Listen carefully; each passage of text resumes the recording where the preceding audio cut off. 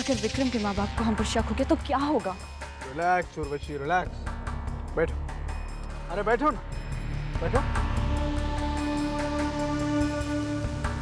तुम्हें उनके बारे में इतना फिक्र करने की जरूरत नहीं। उन्हें शीशे में उतारना मेरे बाएं हाथ का खेल है। कैसे? मैंने कहा ना, ये इतना मुश्किल नहीं है। वो दोनों विक्रम की हरकतों की वजह से पहले से ही टूट चुके हैं। उन्हें बस में करना है, बहुत आसान। और विक्रम? विक्रम को अपने बस में तुम करोगे। वैसे तुम्हारी जैसी खूबसूरत लड़की के लिए विक्रम जैसे आदमी को बस में करना इतनी मुश्किल बात नहीं है। नहीं, अपने रूप रंग, अपने यौवन से तुम उसे अपने बस में कर लो और फिर देखो मैं क्या करता हूं। हाँ, लेकिन तुम ऐसा क्या करोगे? बस तुम देखती जाओ। उस बुढ़े को इतना कमजोर बना दूंगा कि वो खुद ब खुद अपनी सारी की सारी मिल्कियत तुम्हारे हवाले कर देगा। बस तुम विक्रम को अपने बस में कर लो। फिक्र मत करो वासु, हम लोग बहुत जल्दी अपने मकसद में कामयाब हो जाएंगे।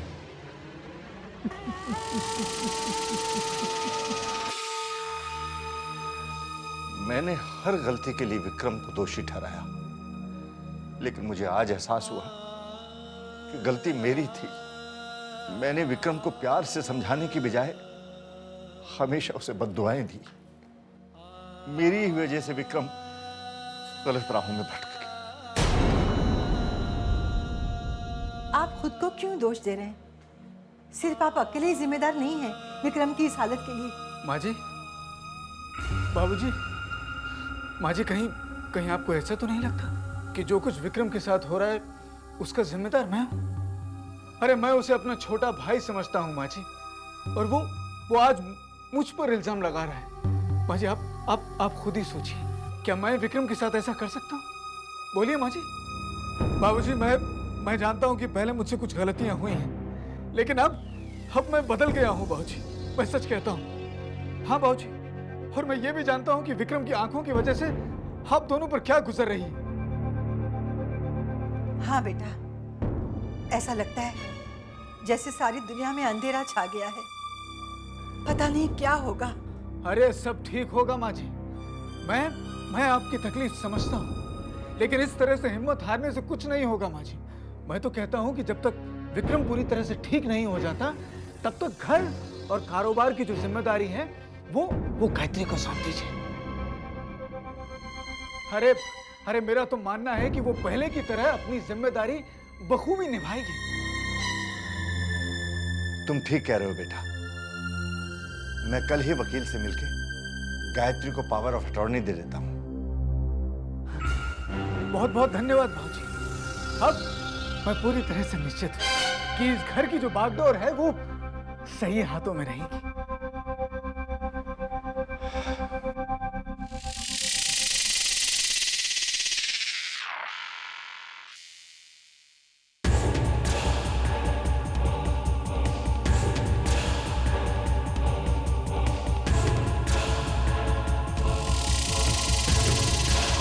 कोई जब राह न पाए मेरे संग आए के पग पग ये दीप। कौन सा बोरिंग गाना गा रहे हो मामा जी? पहले कभी नहीं सुना। अरे सुनोगे भी कैसे, ये हमारे जमाने की सुपरहिट फिल्म दोस्ती का गाना है। नाम भी कितना बोरिंग है। बोरिंग नहीं है, दो दोस्तों की कहानी है। उसमें से एक दोस्त बेचारा अंधा था। अब सोच, अगर मैंने अपनी फिल्म की हीरोइन को अंधा बना दिया तो कैसा रहेगा? सोच कैसा ड्रामा बनेगा। हीरो अंधी हीरोइन के प्यार में पागल है, उसे शादी बनाता है। शादी के बाद उसे पता चलता है कि उसकी बीवी भूतनी है, अंधी भूतनी।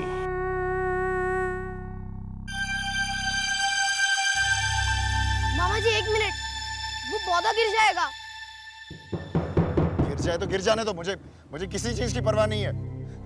लल्लन मामा, तुम भी गायत्री के साथ मिले हुए हो, एक बार मेरी आंखें ठीक होने दीजिए, मैं सबको देख लूंगा। आपको भी ललन मामा, आप मेरा मजाक बहुत उड़ा रहे हो ना।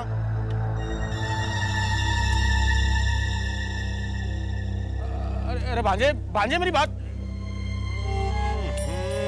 लल्लन तू एक नंबर का गधा है, फिर हो गया ना जज्बात में कर दी ना गलती। तुम लोग सब मिले हुए हैं, मैं जानता हूँ। अरे अरे अरे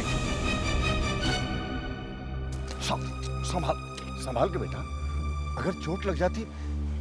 चोट लग जाती तो लग जाती ना बाबूजी। वैसे भी आप क्यों चिंता करें अगर मुझे चोट लगी? जिंदगी भर तो आपने मुझे चोट के सिवा और क्या दिया है मुझे? नहीं चाहिए मुझे आपकी ये सिंपैथी, छोटी सिंपैथी। अपनी बहू के लिए रखिए ना। आप चले गए, सुन रहे हैं? चले गए आप।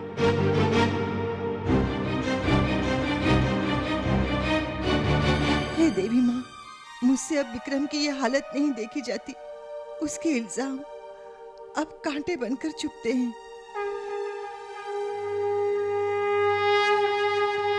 सुनिए, हमें विक्रम को लेकर गांव जाना चाहिए। शायद वहां जाकर उसकी आंखें ठीक हो जाएं। पुजारी भाई साहब देवी माँ के परम भक्त हैं। उनकी प्रार्थना कभी खाली नहीं जाएगी। हाँ, जब से हमने गांव छोड़ा है, हमने कुलदेवी के दर्शन नहीं किए। हम गायत्री और विक्रम को लेकर कुलदेवी के दर्शन के लिए जाएंगे। हो सकता है कुलदेवी के दर्शन और पुजारी गौरी शंकर जी का आशीर्वाद उन दोनों की जिंदगी में खुशियां ले आए।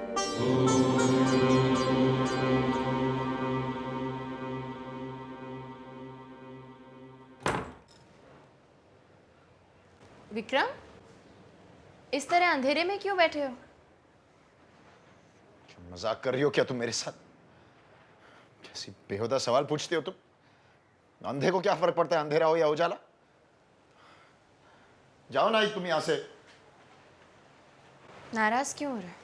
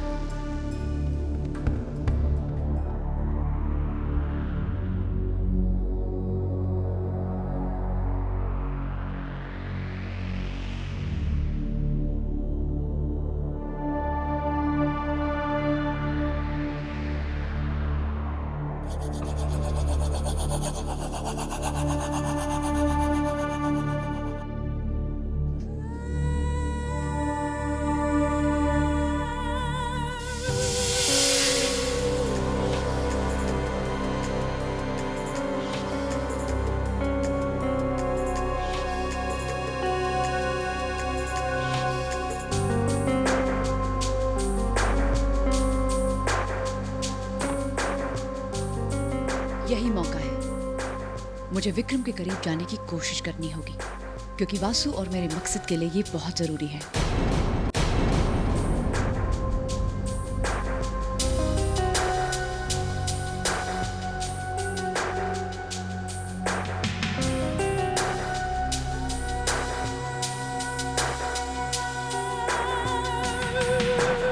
क्या बात है विक्रम, तुम हमेशा मुझसे इतने उखड़े उखड़े क्यों रहते हो? मैं जानती हूँ तुम्हारी शादी तुम्हारी मर्जी से नहीं हुई, लेकिन फिर भी मैं तुम्हारी पत्नी हूँ, प्यार करती हूँ तुमसे। क्या नाटक है ये? आज बात क्या है ये? अचानक कौवा कोयल की बोली बोल रहा है।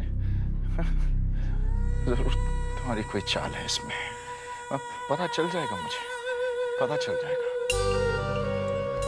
नहीं विक्रम, ऐसी कोई बात नहीं है। तुम पुरानी बातों को भूल के नहीं जाते। हाँ विक्रम, अब मैं पहले जैसी नहीं रही, सच। अब मैं तुम्हारे लिए कुछ भी कर सकती हूँ, कुछ भी। तुम्हारे लिए ड्रिंक बनाओ? क्यों ना हम अपने इस रिश्ते में एक नया रंग डाल दें?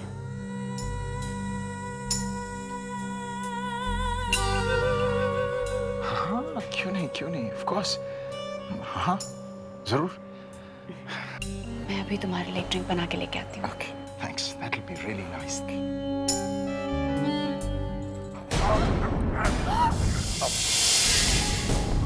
क्या नाटक है ये?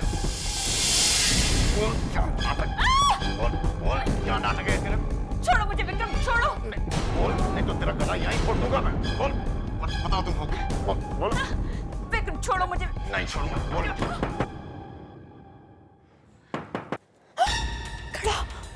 कड़ा का क्या? क्या हुआ बहू?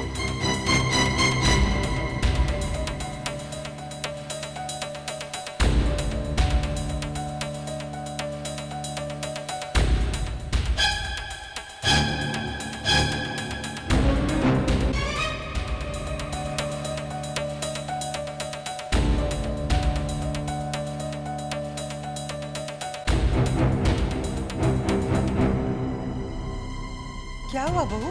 बोलो ना। कुछ नहीं माँ जी।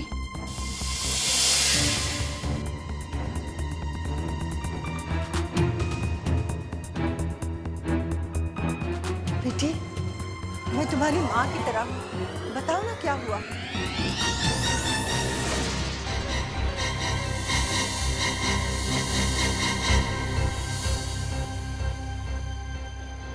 कहा ना माँ जी, कुछ नहीं, बस वो पैर फिसल गया था इसलिए चीख निकल गई,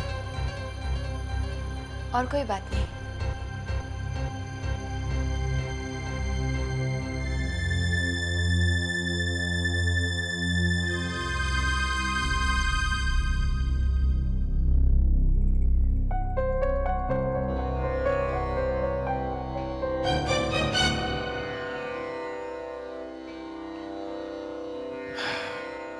कैलाशनाथ जी, शायद ये कर्मों का फल है। कितना समझाया विक्रम को, पर लगता है यही प्रभु की इच्छा है। लेकिन गुरुजी, गायत्री किन कर्मों की सजा भुगत रही है? इसमें इस बेचारी का क्या दोष है? गुरुजी, गायत्री की तकलीफ मुझसे देखी नहीं जाती। खुद को गुनहगार महसूस करती हूँ। बहुत बर्दाश्त किया है इसने, कब तक इसे सहना पड़ेगा? कुछ तो कीजिए गुरुजी, कुछ तो कीजिए। गायत्री, अपना हाथ दिखा।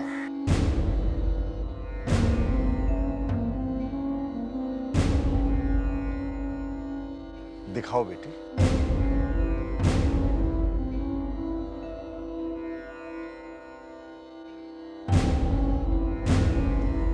दाहिना हाथ दिखा।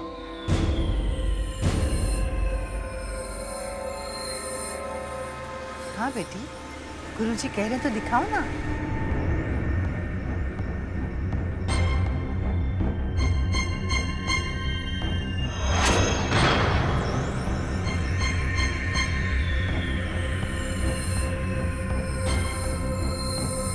क्या हो रहा है?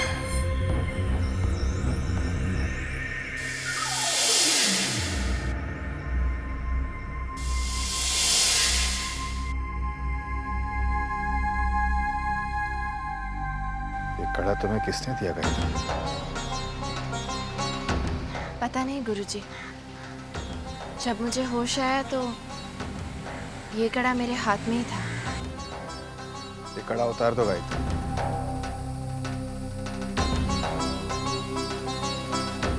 बेटी, जब गुरुजी कह रहे हैं तो कड़ा उतार दो बेटी।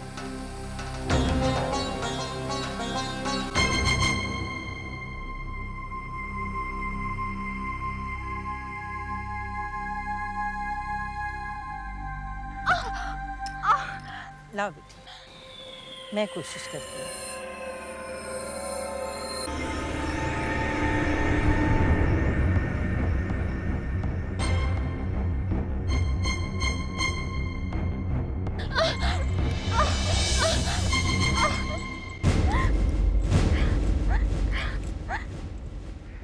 माँ जी, मेरा दिल नहीं मान रहा है, मुझे माफ कर दीजिए।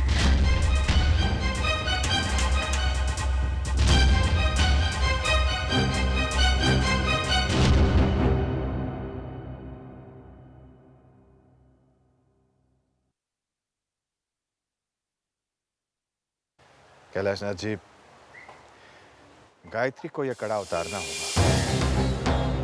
ये कड़ा आपके परिवार के लिए अशुभ है।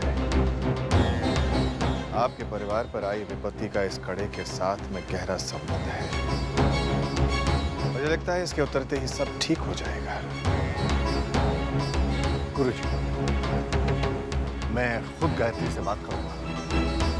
मुझे विश्वास है गायत्री मेरी बात नहीं टालेगी। कोशिश करके देख लीजिए कैलाशनाथ जी। इस समय गायत्री खुद उस कड़े के प्रभाव में जकड़ी हुई है। हो सकता है वो आपकी बात भी न माने। आज तो बच गई। ये सीधे साधे दिखने वाले लोग भी खतरनाक होते हैं, ये आज पता चला। उफ, इतने सीधे साधे लोगों के साथ रहना भी इतना जोखिम भरा हो सकता है, ये मैंने कभी सोचा भी नहीं था।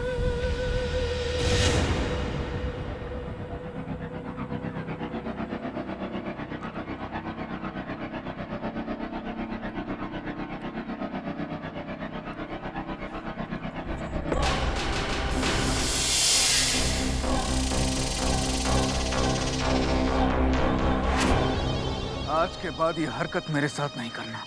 तुम अच्छी तरह से जानती हो कि हमारी कामयाबी इस कड़े की ताकत पर निर्भर है। अगर इसकी ताकत खत्म हो जाती है तो हमारे किए कराए पर पानी फिर जाता है, सब कुछ चौपट हो जाता है। देखो वासु, मेरा इस कड़े से कोई लेना देना नहीं, और मैं उस अंधे के पीछे अपनी जिंदगी बर्बाद नहीं करना चाहती। तुम शायद तुम भूल रही हो, उस अंधे को और उसकी दौलत को पाने के लिए तुमने मेरे साथ हाथ मिलाया। हाँ, हाथ मिलाया था, लेकिन अब खुद हाथ छुड़ा रही हूँ। उर्वशी, तुम जल्दबाजी कर रही हो। तुम्हारे काम की कीमत तुम्हें कल मिल जाएगी। वो जो बुढ़ा है तुम्हारे नाम पर पावर अटॉर्नी कर देगा। और हाँ, आइंदा मुझसे उलझने की कोशिश मत करना। ये जो खेल है इसकी शुरुआत मैंने की है और इसका अंत भी मैं ही करूंगा। नहीं वासु, अब तुम्हारा सपना कभी पूरा नहीं होगा, क्योंकि वो लोग मुझे गुरुजी के पास लेके गए। गुरुजी? लेकिन तुम उस पाखंडी के पास क्यों गई थी? तो क्या करती? मेरे पास एक अच्छी बहू की तरह अपने सास ससुर की बात मानने के अलावा और कोई रास्ता नहीं था। वहाँ क्या हुआ? क्या हुआ वहाँ? वो कड़ा देखते ही समझ गया कि कड़े में कुछ गड़बड़ है, और ये विक्रम के परिवार के लिए ठीक नहीं। इसीलिए उसने मुझे कड़ा उतारने के लिए कहा।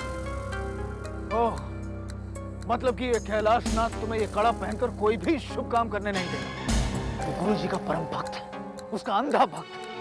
कड़ा पहनकर तुम्हें पावर ऑफ अटॉर्नी पर साइन नहीं करने देगा। अब क्या करोगे वासु? अब तुम्हारे खेल का क्या होगा? कुछ नहीं होगा, कुछ नहीं होगा मेरे खेल का। कड़ा तो तुम्हें उतारना होगा गुरुजी।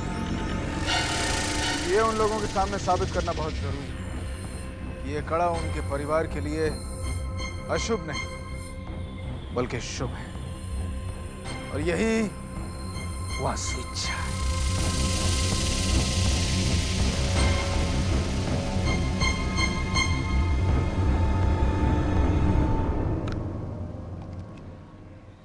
भाई वकील साहब, आपने इसमें वही टाइप किया है जो मैंने आपको बताया था। आप खुद चेक कर लीजिए।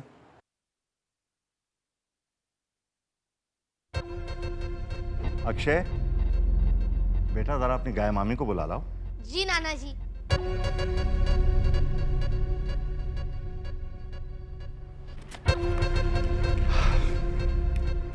थैंक यू वकील साहब, ये बिल्कुल सही रहा। नाना जी, गाय मामी अपने कमरे में नहीं है। मैंने किचन में भी देखा, वो वहां भी नहीं है। कहाँ गई होगी? मुझे भी कुछ बता कर नहीं गई। पूजा बेटी, जरा जाकर देख तो, तुम्हारी भाभी कहाँ है? ओ कम ऑन मम्मी, मैं नहीं जाऊंगी।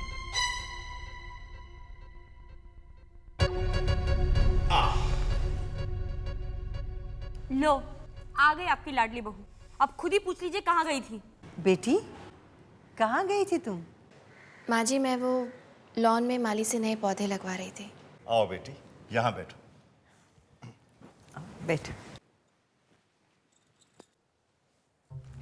अक्षय, जाओ विक्रम भैया को बुला लो। बेटी, मैंने तमाम पेपर्स तैयार करवा लिए हैं। अब घर के साथ साथ कारोबार की भी जिम्मेदारी तुम्हारी ही होगी। मुझे उम्मीद है कि तुम्हारी मेहनत और लगन घर की तरह इस कारोबार में भी संपन्नता लाएगी।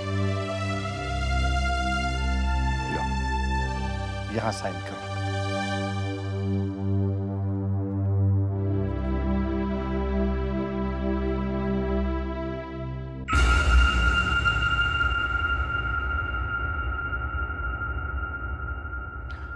एक मिनट ठहरो। बात यह है बेटी, मैं गुरुजी की कोई बात टालता नहीं। बड़ी इज्जत करता हूं मैं उनकी। आज तुम एक शुभ कार्य करने जा रही हो। मैं नहीं चाहता कि कोई मनहूस साया हमारी बहू पर पड़े। इसलिए बेटी, अपना एक कड़ा निकाल दो।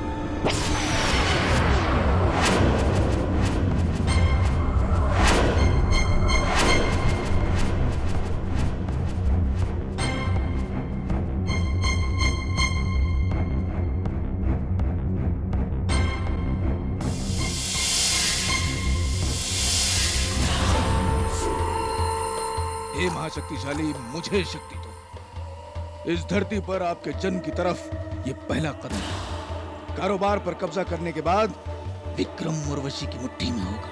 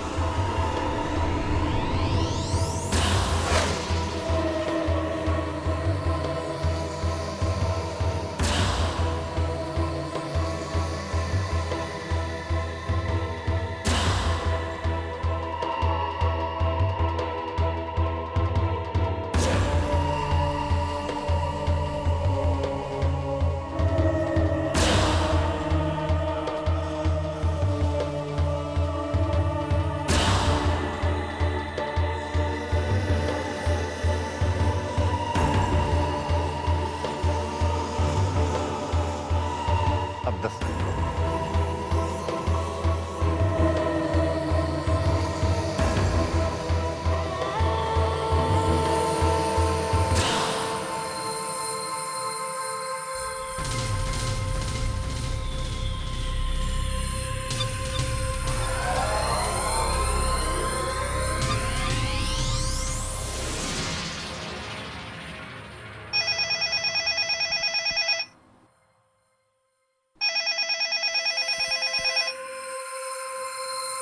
हेलो, क्या?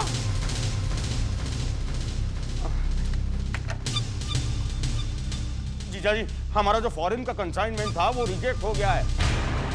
हमें 2 करोड़ का घाटा हुआ है। ओह माय गॉड,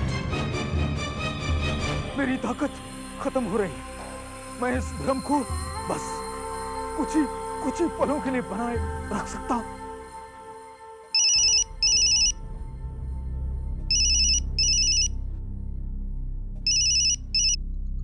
हेलो, कौन है?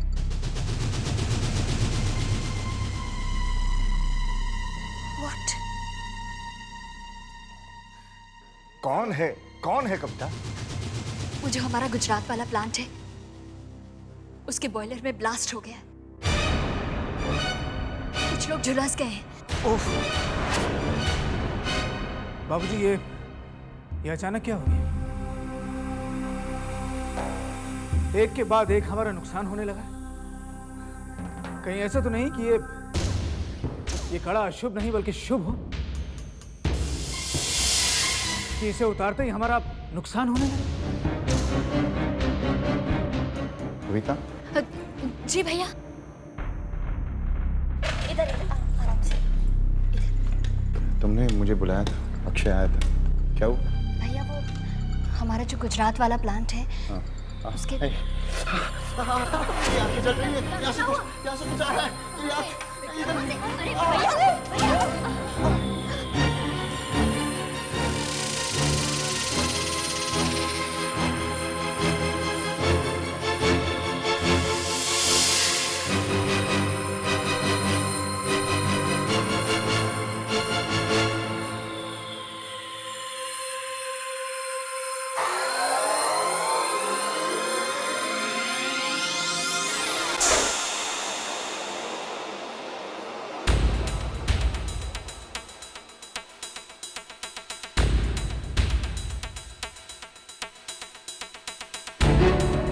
विक्रम, माँ जी, ये अचानक इन्हें क्या हो गया? ये क्या हो गया इन्हें माँ जी? विक्रम, अभी नहीं चल रहा, तुम वो नहीं, मैं ठीक हूँ, कविता, जी भैया। मैं ठीक हूँ, अभी कुछ नहीं हो रहा है, मैं ठीक हूँ।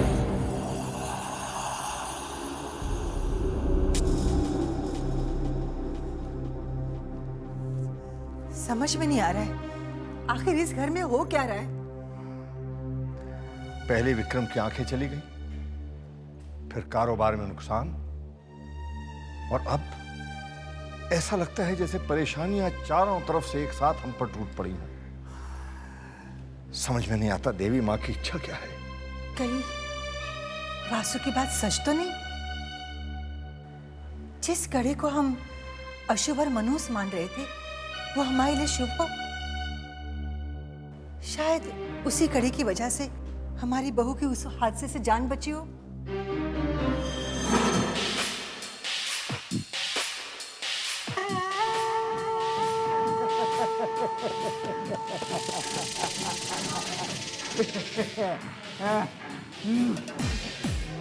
वासु, आज तो मैं बच गई, लेकिन अगर एक पल की भी देर हो जाती ना तो सच्चाई सबके सामने आ जाती। मैंने तुमसे कहा था ना, सिर्फ विक्रम को अपने बस में करना, बाकी सब कुछ मैं संभाल लूंगा, सब कुछ। तुम्हारे साथ कुछ गलत हुआ क्या? मुझे एक बात बताओ, जिस कारोबार को, बिजनेस को हम हासिल करना चाहते हैं, तुम उसे नुकसान कैसे पहुंचा सकते हो? बेवकूफ लड़की, कारोबार तो बस बहाना है। मेरा मकसद तो तुम्हारे और विक्रम के जरिए महाशक्तिशाली का जन्म है। गुरुजी, फैक्ट्री में आग लग गई। अचानक विक्रम की आंखों में दर्द शुरू हो गया। लेकिन आश्चर्य की बात है गुरुजी, आग लगने के बावजूद किसी भी चीज का नुकसान नहीं हुआ। कैलाशनाथ जी, होने को कौन टाल सकता है? ये तो देवी माँ की कृपा है कि आपका कुछ नुकसान नहीं हुआ। गुरुजी, इन सब घटनाओं का संबंध कहीं उस कड़े से तो नहीं? हो सकता है ये कड़ा हमारे लिए अशुभ ना हो। रेवती जी, इन रहस्यों को समय के साथ देवी माँ स्वयं उजागर कर देंगी। फिर भी आपकी तसल्ली के लिए मैं उस कड़े को एक बार फिर से देखना चाहूंगा।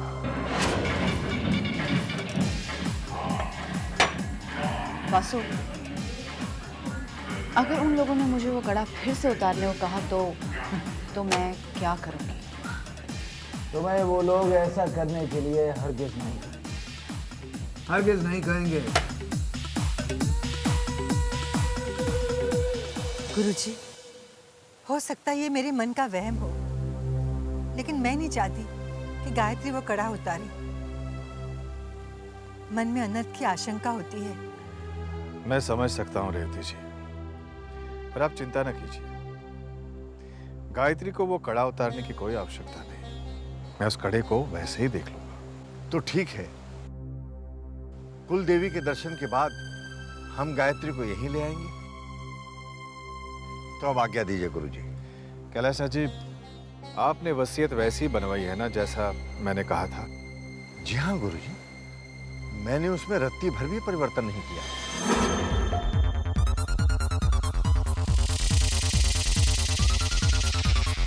क्या हुआ वासु? इसमें लिखा है कि कैलाशनाथ की मौत के बाद ही सारी प्रॉपर्टी गायत्री के नाम हो सकती है। और यह भी लिखा है कि जब तक कैलाशनाथ जिंदा, कारोबार का एक एक फैसला उस बुढ़े से पूछने के बाद किया जा सकता है। और यह भी लिखा है कि 5 लाख रुपए से ज्यादा की रकम सिर्फ उस बुढ़े की परमिशन के बाद ही निकाले जा सकते हैं। ओह माय गॉड, इसका मतलब विक्रम के बाबूजी तो काफी शातिर निकले। ये उसके बाबूजी नहीं, बल्कि उस ढोंगी गुरुजी का काम, उसका काम। लेकिन गुरुजी, आपने ऐसी वसीयत क्यों लिखवाई? क्या आपको भविष्य में किसी खतरे की या धोखे की आशंका है?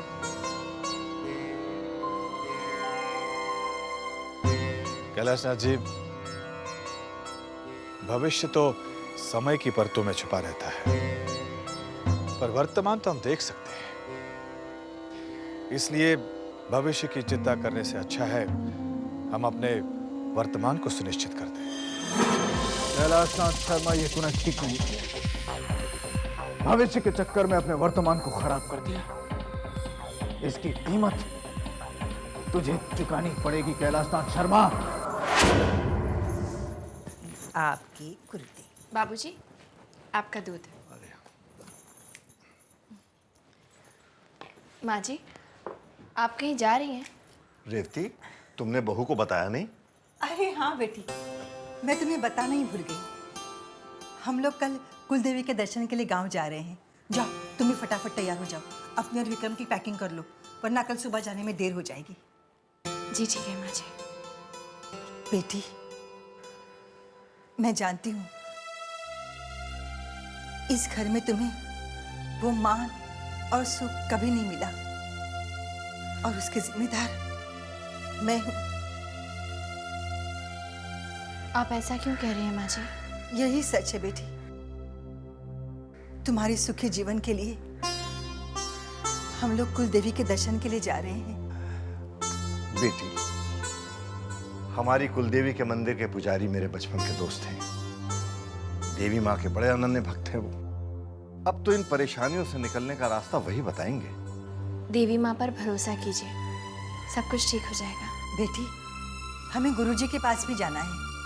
वो एक बार तुम्हारा कड़ा भी देखना चाहते हैं। गुरुजी ने एक बार और उस कड़े को देखा तो सारे के सारे राज खुल जाएंगे। कैसे? मैंने अपनी मायावी शक्ति से उस कड़े पर पौराणिक लिपि से एक मंत्र लिखा था। अगर उस पाखंडी ने उस मंत्र को पढ़ा तो उस मंत्र का असर खत्म हो जाएगा, और तुम्हारे और गायत्री के बीच भ्रम का जो पर्दा है वो वहीं पर उड़ जाएगा। देखा वासु, मैंने तो तुम्हें पहले ही कहा था कि ये खेल खतरनाक होता जा रहा है, लेकिन तुमने तो जैसे मेरी बात ना मानने की ठान रखी है। अब भुगतो, क्योंकि कुल देवी के दर्शन के बाद ये लोग हर हाल में मुझे उस आश्रम लेके जाएंगे। कमाल है वासु, यहाँ पर मैं इतनी परेशान हूँ और तुम हंस रहे हो। मैं कुलदेवी के मंदिर के बारे में सोच रहा हूँ कि वो पहाड़ी की चोटी पर है। वहां मौसम बहुत अच्छा होगा, और वहां सिर्फ एक रोप ट्रॉली से जाया जा सकता है। तुम्हारा सफर बहुत अच्छा होगा। एक मिनट वासु, लगता है तुम पागल हो गए हो। यहाँ हमारा प्लान फेल हो जाने की वजह से मुझे जेल हो सकती है, और तुम मेरे सफर के बारे में सोचकर खुश हो रहे हो? मैं तुम्हारे बारे में नहीं सोच रहा, मैं कैलाशनाथ और उनकी पत्नी के सफर के बारे में सोच रहा हूं। अच्छा, तो इसमें इतना खुश होने वाली क्या बात है? क्यों ना हो सकता है कि मंदिर तक पहुंचने से पहले उनके साथ कोई हादसा हो जाए और कैलाशनाथ और उनकी धर्म पत्नी की धार्मिक यात्रा उनकी अंतिम यात्रा बन जाए। अब जो होगा बस अच्छा।